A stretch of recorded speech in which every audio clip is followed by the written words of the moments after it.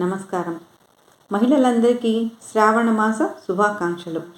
శ్రావణ మాసం అనగానే నోములు వ్రతాలే కదా మనకి ముందుగా గుర్తుకు వచ్చేది. ముఖ్యంగా శ్రావణ మాసంలో మంగళవారం నోములు, వరలక్ష్మి వ్రతం ఎంతో కోలాహలంగా జరుపుకుంటారు మహిళలందరూ కూడా.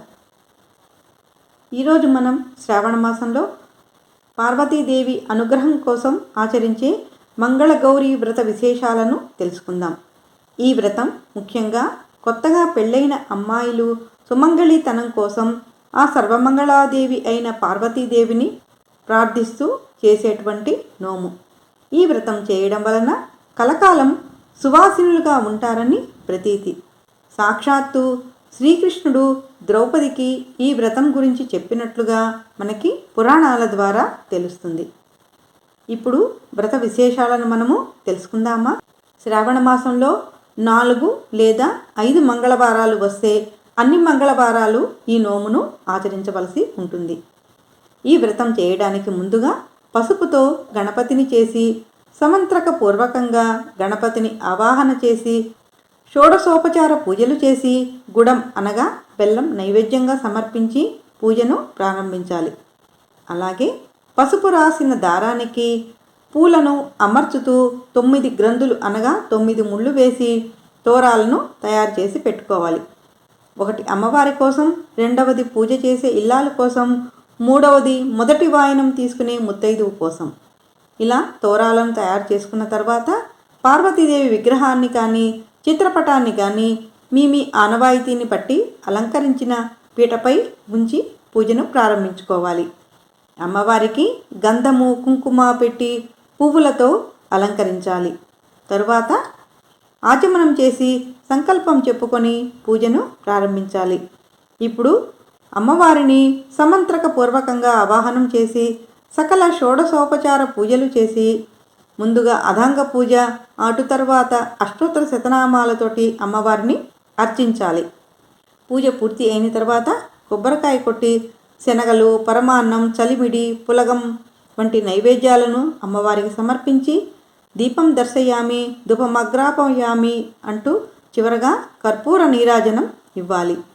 అనంతరం ఆవు నేతితో తడిపినటువంటి అట్లకాడను దీపారాధనపై ఉంచి కాటుకను పారేటట్లుగా చేయాలి. ఈ పారినటువంటి కాటుకను ముందుగా పూజ చేసినటువంటి అమ్మాయి పెట్టుకోవాలి. అలాగే వాయనం తీసుకునేటువంటి ముత్తైదువులకు కూడా ఈ కాటుకను ఇవ్వాలి. అమ్మవారికి కూడా ఈ కాటుకను అలంకరించాలి. ఇలా పూజ పూర్తి అయిన తర్వాత నీరాజనం అనంతరం మంగళగౌరీ వ్రత కథను చదువుకోవాలి. ఇప్పుడు మంగళగౌరీ వ్రత కథను తెలుసుకుందాం.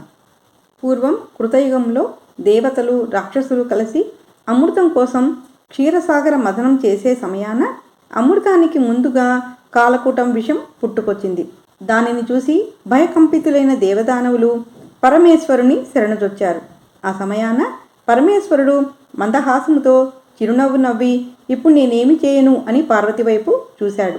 ఆ సర్వమంగళ స్వరూపిణి అయిన జగన్మాత భర్త చూపులోని ఆంతర్యమేమిటో గ్రహించింది. దేవతలైనా దానవులైనా మానవులైనా మన భక్తులే కదా, మన బిడ్డలకు ఆపద కలిగినప్పుడు మనము కాక వేరెవరు రక్షిస్తారు అని భావించి నిరంతరం స్త్రీల సౌభాగ్య సంపదను కాపాడే ఆ సర్వమంగళాదేవి తన మాంగళ్య సౌభాగ్యముపై ప్రగాఢ విశ్వాసముంచి లోక వినాశనానికి కారణభూతమైన ఆ భయంకర కాలకూట విషాన్ని తన భర్త మింగేందుకు అనుమతి ఇచ్చిందని పురాణాలు చెబుతున్నాయి. అటువంటి కరుణాంతరమూర్తి అయినటువంటి పార్వతీదేవి సర్వమంగళ స్వరూపిణి అయిన భవానీమాతను కొత్తగా పెళ్ళైన స్త్రీలు శ్రావణ మాసం తొలి మంగళవారంతో ప్రారంభించి మంగళగౌరీ వ్రతాన్ని 5 సంవత్సరముల పాటు విధిగా దీక్షగా ఆచరించాలి. అలా ఈ వ్రతాన్ని చేపట్టిన స్త్రీలపై శ్రీ మంగళగౌరీదేవి కటాక్షంతో వైధవ్య బాధలు లేకుండా వారు జీవితాంతం సకల సుఖములతో సర్వ సౌభాగ్యములతో గడుపుతారు. పార్వతీదేవికి మరో పేరు మంగళగౌరి. శ్రావణ మాసంలో వచ్చే 4 మంగళవారాలు మంగళగౌరి అయిన పార్వతీదేవిని పూజించాలి. మంగళగౌరి ఎక్కడ ఉంటుందో తెలుసా? పసుపు కుంకుమలు, పూలు, సుగంధాది మంగళ ద్రవ్యాలలోనూ ఆవు నేతితో ప్రకాశించే జ్యోతిలోనూ మంగళదేవి కొలువై ఉంటుంది. ఇప్పుడు కథను తెలుసుకుందాం. చాలా కాలం క్రితం జయపాలుడనే రాజు మహిష్మతి నగరాన్ని పరిపాలించేవాడు. భోగభాగ్యాలు ఎన్ని ఉంటేనేమి ఆయనకు సంతానం కలగలేదు. ఆ దంపతులకు అదే దిగులు. ఎన్ని నోములు నోచినా, ఎన్ని దానాలు చేసినా ఫలితం మాత్రం శూన్యం. చివరికి పరమేశ్వరునికి ఆ మహారాజు దంపతులపై కరుణ కలిగినది. పరమేశ్వరుడు ఓ సన్యాసి రూపంలో జయపాలుని నగరానికి వచ్చి అంతఃపురం బయట ద్వారము వద్ద నిలబడి భవతి భిక్షాం దేహి అనేసి అక్కడి నుండి వెళ్ళిపోయాడు. జయపాలుని భార్య పళ్ళెంలో సంబరాలు సమకూర్చుకొని భిక్ష వేసేందుకు వచ్చే లోపలే ఆ సన్యాసి వెళ్ళిపోయాడు. ఇలా 3 రోజుల పాటు జరిగింది. జరిగినదంతా ఆమె భర్తకు వివరించింది. రేపు ఆ సన్యాసి వచ్చే ముందు నీవు సిద్ధంగా ఉండమని భార్యతో చెప్పాడు రాజుగారు. మరుసటి రోజు సన్యాసి రావడం, మహారాణి బంగారు పళ్ళెంతో సహా భిక్ష వేయబోయింది. ఆ సన్యాసి ఆ భిక్షను స్వీకరించక, సంతానం లేని నీ చేతి భిక్షను నేను స్వీకరించనని పలికేసరికి, అయితే మహాత్మా, సంతానం కలిగే మార్గాన్ని నాకు ఉపదేశించండి అని ఆమె వేడుకునింది. అంతటా ఆ సన్యాసి రూపంలో ఉన్నటువంటి పరమేశ్వరుడు, అమ్మా, నేను చెప్పబోయేది నీ భర్తకు తెలియచేయి. నీలం రంగు వస్త్రాలను ధరించి, నీలం రంగు అశ్వాన్ని అధిరోహించి ఒంటరిగా నీ భర్తను నగరం తూర్పు దిక్కునకు వెళ్ళమను. అక్కడ అరణ్యంలో అతనికి నీలాశ్వం ఎక్కడ అలసటతో క్రింద పడుతుందో అక్కడ దిగి తవ్వమని చెప్పు. ఆ తవ్వకం నుండి ఒక స్వర్ణ దేవాలయం బయటపడుతుంది. ఆ స్వర్ణ దేవాలయంలో ఉండే అమ్మవారిని భక్తి శ్రద్ధలతో పూజిస్తే ఆమె మీకు సంతానాన్ని ఇస్తుంది అని చెప్పి సన్యాసి రూపి అయిన పరమశివుడు అంతర్ధానం అవుతాడు. ఈ విషయమంతా ఆమె భర్తకు చెప్పి అదే విధంగా చేయమని చెప్పింది. స్వర్ణ దేవాలయంలో ఉన్న అమ్మవారిని జయపాలుడు ప్రార్థించాడు. జయపాలుని భక్తికి మెచ్చి ధనాన్ని ఇస్తాను కోరుకోమనింది అమ్మవారు. అంతటా రాజుగారు నాకు ధనము వద్దు, సంతానం కావాలని అన్నాడు.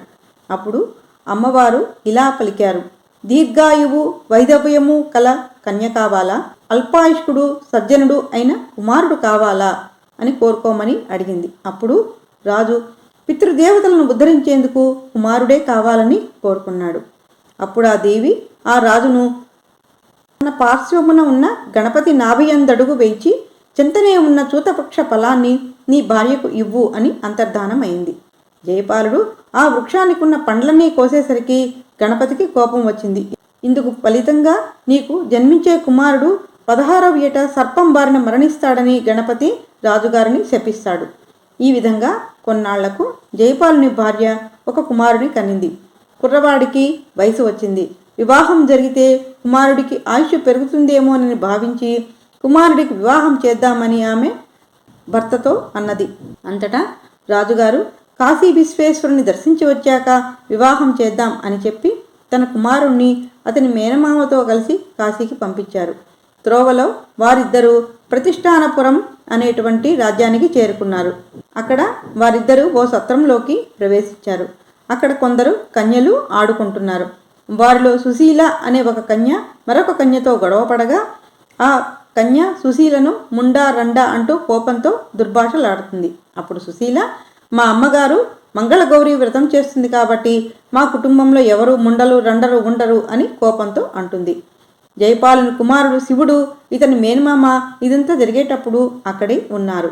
తన మేనల్లుడు అల్పాయుష్కుడు అన్న సంగతి అతనికి తెలుసు.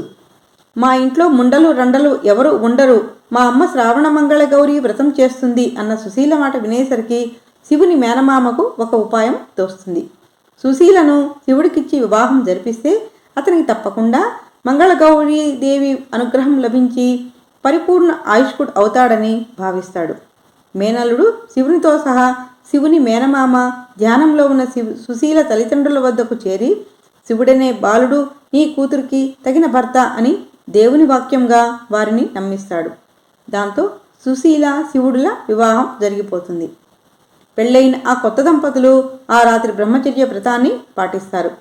మంగళగౌరీదేవి ముత్తైదువు రూపంలో సుశీలకు కలలో కనపడి, నీ భర్త అల్పాయుష్కుడు, ఈ రాత్రితో అతని ఆయువు చెల్లిపోతుంది, ఈ దోషమునకు మార్గం చెబుతాను విను అని ఈ విధంగా చెప్పింది.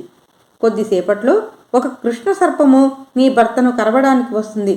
వెంటనే నీవు నిండా పాలు ఉన్న ఓ కుండను దాని ముందు ఉంచు. అప్పుడు పాము ఆ కుండలోనికి ప్రవేశించాక వస్త్రముతో ఆ కుండ మూతిని గట్టిగా కట్టి ఉదయాన్నే దాన్ని నీ తల్లికి వాయనమివ్వు. దాంతో నీ భర్తకు ఆ గండం తప్పిపోతుంది అని అంతర్ధానమవుతుంది. శివుడు తన మేనమామతో కాశీయాత్ర పూర్తి చేసుకొని తిరుగు ప్రయాణంలో భార్య సుశీలను తన ఇంటికి తీసుకొని వెళ్తాడు. విషయం తెలుసుకుందామని శివుడు సుశీలను తన ఆయువు ఎలా పెరిగినదని అడగగా అంతా శ్రావణ మంగళ గౌరి వ్రత ప్రభావమని చెప్పింది. ఈ విధముగా కృష్ణుడు ఈ కథను ద్రౌపదికి చెప్పాడు. శ్రావణ మంగళ గౌరి నోమును ఆచరించేటువంటి వారు పూజానంతరము ఈ కథను చదువుకొని అక్షింతల శిరస్సును వేసుకున్నట్లయితే పూజ సంపూర్ణమవుతుంది. సర్వమంగళ మాంగళ్యే శివే సర్వార్థ సాధకే శరణ్యే త్ర్యంబకే గౌరీ నారాయణి నమోస్తుతే.